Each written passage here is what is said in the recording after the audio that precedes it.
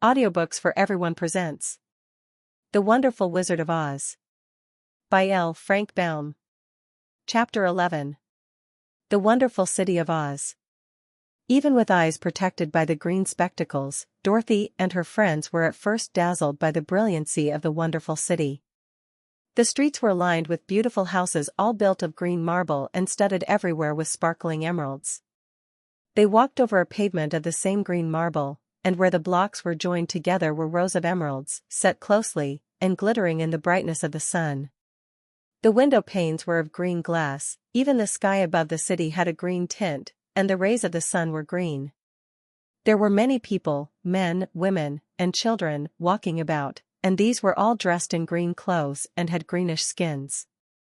They looked at Dorothy and her strangely assorted company with wondering eyes, and the children all ran away and hid behind their mothers when they saw the lion, but no one spoke to them. Many shops stood in the street, and Dorothy saw that everything in them was green. Green candy and green popcorn were offered for sale, as well as green shoes, green hats, and green clothes of all sorts. At one place a man was selling green lemonade, and when the children bought it Dorothy could see that they paid for it with green pennies. There seemed to be no horses nor animals of any kind. The men carried things around in little green carts, which they pushed before them. Everyone seemed happy and contented and prosperous. The guardian of the gates led them through the streets until they came to a big building, exactly in the middle of the city, which was the Palace of Oz, the Great Wizard. There was a soldier before the door, dressed in a green uniform and wearing a long green beard. "Here are strangers," said the guardian of the gates to him, "and they demand to see the Great Oz." "Step inside," answered the soldier, "and I will carry your message to him." So they passed through the palace gates and were led into a big room with a green carpet and lovely green furniture set with emeralds.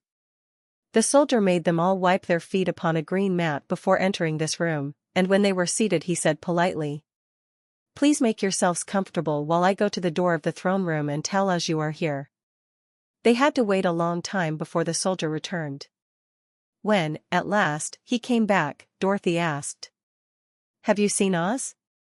"Oh, no," returned the soldier, "I have never seen him. But I spoke to him as he sat behind his screen and gave him your message. He said he will grant you an audience, if you so desire, but each one of you must enter his presence alone, and he will admit but one each day. Therefore, as you must remain in the palace for several days, I will have you shown to rooms where you may rest in comfort after your journey." "Thank you," replied the girl, "that is very kind of Oz." The soldier now blew upon a green whistle, and at once a young girl, dressed in a pretty green silk gown, entered the room. She had lovely green hair and green eyes, and she bowed low before Dorothy as she said, "Follow me and I will show you your room." So Dorothy said goodbye to all her friends except Toto, and taking the dog in her arms followed the green girl through 7 passages and up 3 flights of stairs until they came to a room at the front of the palace. It was the sweetest little room in the world, with a soft comfortable bed that had sheets of green silk and a green velvet counterpane. There was a tiny fountain in the middle of the room, that shot a spray of green perfume into the air, to fall back into a beautifully carved green marble basin. Beautiful green flowers stood in the windows, and there was a shelf with a row of little green books. When Dorothy had time to open these books she found them full of queer green pictures that made her laugh, they were so funny. In a wardrobe were many green dresses, made of silk and satin and velvet, and all of them fitted Dorothy exactly. "Make yourself perfectly at home," said the green girl, "and if you wish for anything ring the bell. Oz will send for you tomorrow morning." She left Dorothy alone and went back to the others. These she also led to rooms, and each one of them found himself lodged in a very pleasant part of the palace. Of course this politeness was wasted on the Scarecrow, for when he found himself alone in his room he stood stupidly in one spot, just within the doorway, to wait till morning. It would not rest him to lie down, and he could not close his eyes, so he remained all night staring at a little spider which was weaving its web in a corner of the room, just as if it were not one of the most wonderful rooms in the world. The Tin Woodman lay down on his bed from force of habit, for he remembered when he was made of flesh, but not being able to sleep, he passed the night moving his joints up and down to make sure they kept in good working order. The lion would have preferred a bed of dried leaves in the forest, and did not like being shut up in a room, but he had too much sense to let this worry him, so he sprang upon the bed and rolled himself up like a cat and purred himself asleep in a minute. The next morning, after breakfast, the Green Maiden came to fetch Dorothy, and she dressed her in one of the prettiest gowns, made of green brocaded satin. Dorothy put on a green silk apron and tied a green ribbon around Toto's neck, and they started for the throne room of the Great Oz. First they came to a great hall in which were many ladies and gentlemen of the court, all dressed in rich costumes.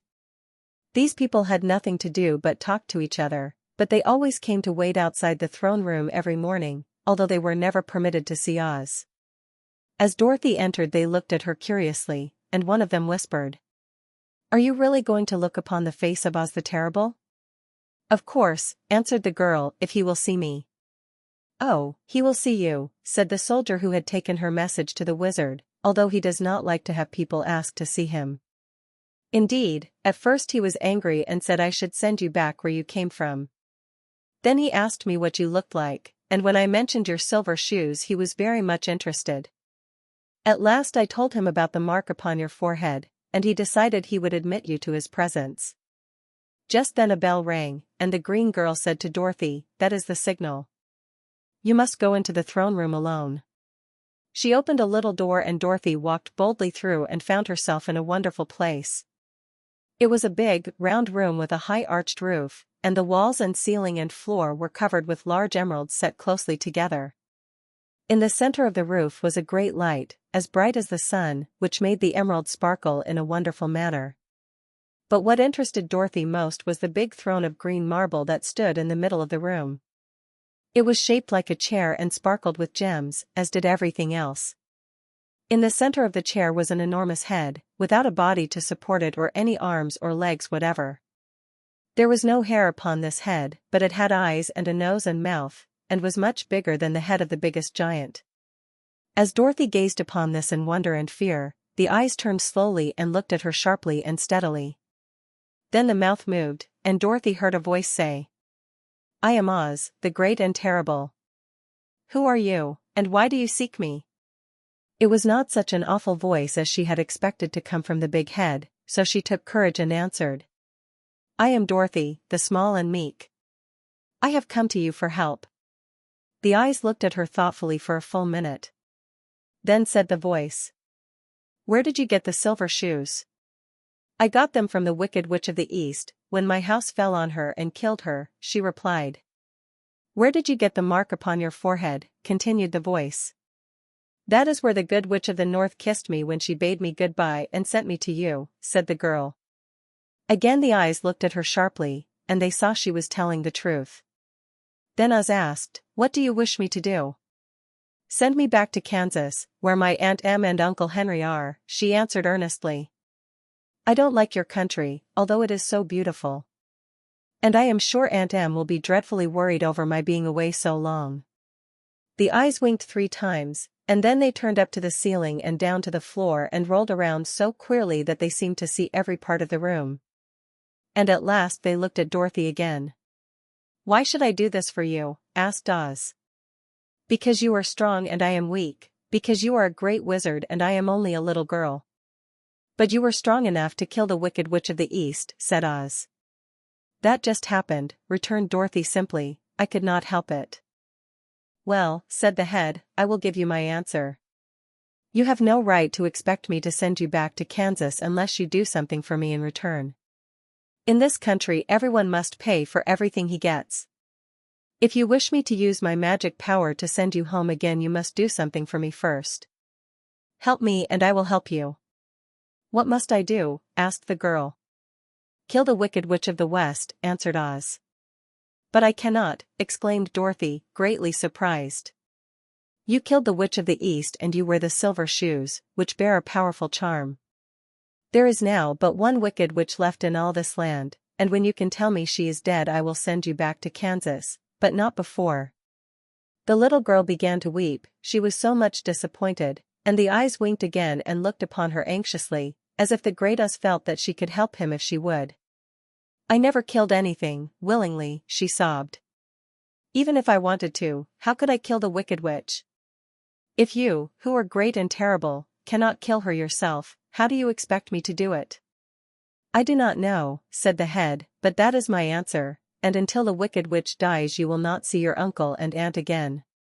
Remember that the witch is wicked, tremendously wicked, and ought to be killed.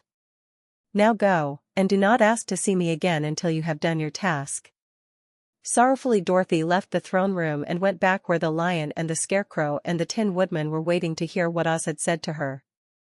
There is no hope for me, she said sadly, for Oz will not send me home until I have killed the Wicked Witch of the West, and that I can never do.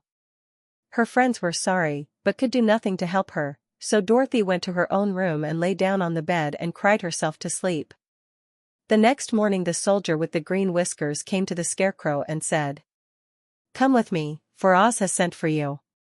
So the scarecrow followed him and was admitted into the great throne room, where he saw, sitting in the emerald throne, a most lovely lady. She was dressed in green silk gauze and wore upon her flowing green locks a crown of jewels. Growing from her shoulders were wings, gorgeous in color and so light that they fluttered if the slightest breath of air reached them. When the scarecrow had bowed, as prettily as his straw stuffing would let him, before this beautiful creature, she looked upon him sweetly, and said, "I am Oz, the great and terrible. Who are you, and why do you seek me?" Now the scarecrow, who had expected to see the great head Dorothy had told him of, was much astonished, but he answered her bravely. "I am only a scarecrow, stuffed with straw. Therefore I have no brains, and I come to you praying that you will put brains in my head instead of straw, so that I may become as much a man as any other in your dominions." "Why should I do this for you?" asked the lady. "Because you are wise and powerful, and no one else can help me," answered the scarecrow. "I never grant favors without some return," said Oz, "but this much I will promise. If you will kill for me the Wicked Witch of the West, I will bestow upon you a great many brains, and such good brains that you will be the wisest man in all the land of Oz." "I thought you asked Dorothy to kill the witch," said the scarecrow, in surprise. "So I did. I don't care who kills her. But until she is dead I will not grant your wish. Now go, and do not seek me again until you have earned the brains you so greatly desire." The scarecrow went sorrowfully back to his friends and told them what Oz had said, and Dorothy was surprised to find that the great wizard was not a head, as she had seen him, but a lovely lady. "All the same," said the scarecrow, "she needs a heart as much as the Tin Woodman." On the next morning the soldier with the green whiskers came to the Tin Woodman and said, "Oz has sent for you. Follow me." So the Tin Woodman followed him and came to the great throne room. He did not know whether he would find Oz a lovely lady or a head, but he hoped it would be the lovely lady. "For," he said to himself, "if it is the head, I am sure I shall not be given a heart, since a head has no heart of its own and therefore cannot feel for me. But if it is the lovely lady I shall beg hard for a heart, for all ladies are themselves said to be kindly-hearted." But when the woodman entered the great throne room he saw neither the head nor the lady, for Oz had taken the shape of a most terrible beast. It was nearly as big as an elephant, and the green throne seemed hardly strong enough to hold its weight. The beast had a head like that of a rhinoceros, only there were 5 eyes in its face. There were 5 long arms growing out of its body, and it also had 5 long, slim legs. Thick, woolly hair covered every part of it, and a more dreadful-looking monster could not be imagined. It was fortunate the Tin Woodman had no heart at that moment, for it would have beat loud and fast from terror. But being only tin, the woodman was not at all afraid, although he was much disappointed. "I am Oz, the great and terrible," spoke the beast, in a voice that was one great roar.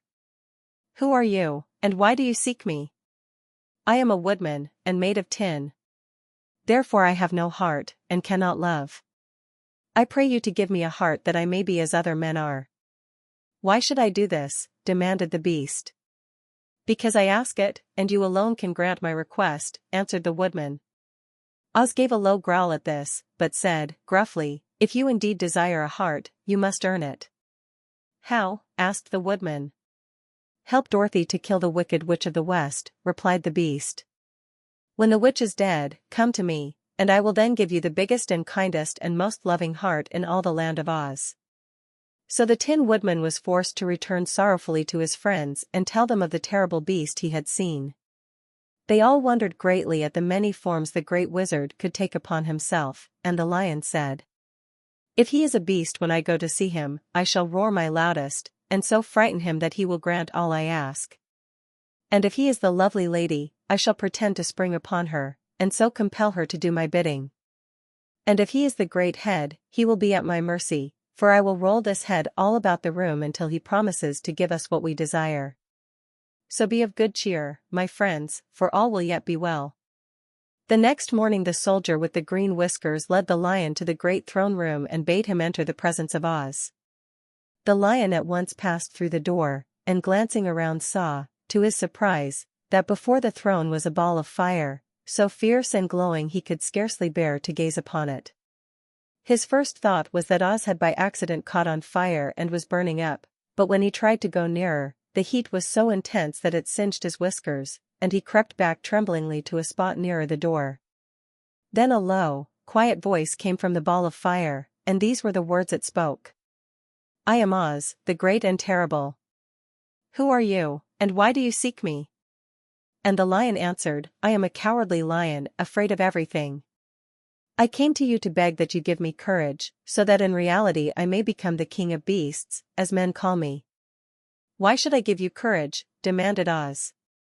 "Because of all wizards you are the greatest, and alone have power to grant my request," answered the Lion. The ball of fire burned fiercely for a time, and the voice said, "Bring me proof that the wicked witch is dead, and that moment I will give you courage. But as long as the witch lives, you must remain a coward." The Lion was angry at this speech, but could say nothing in reply, and while he stood silently gazing at the ball of fire it became so furiously hot that he turned tail and rushed from the room.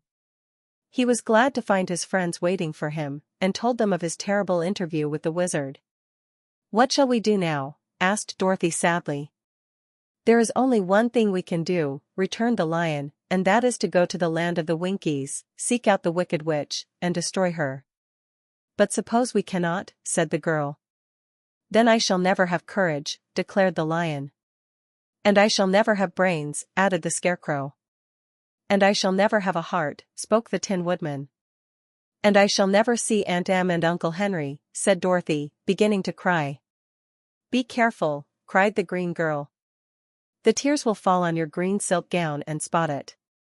So Dorothy dried her eyes and said, "I suppose we must try it, but I am sure I do not want to kill anybody, even to see Aunt Em again." "I will go with you, but I'm too much of a coward to kill the witch," said the Lion. "I will go too," declared the Scarecrow, "but I shall not be of much help to you, I am such a fool." "I haven't the heart to harm even a witch," remarked the Tin Woodman, "but if you go I certainly shall go with you."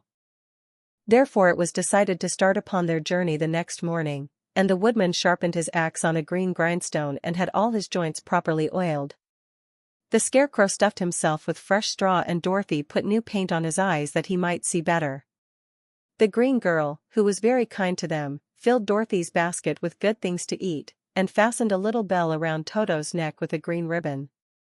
They went to bed quite early and slept soundly until daylight, when they were awakened by the crowing of a green cock that lived in the backyard of the palace, and the cackling of a hen that had laid a green egg.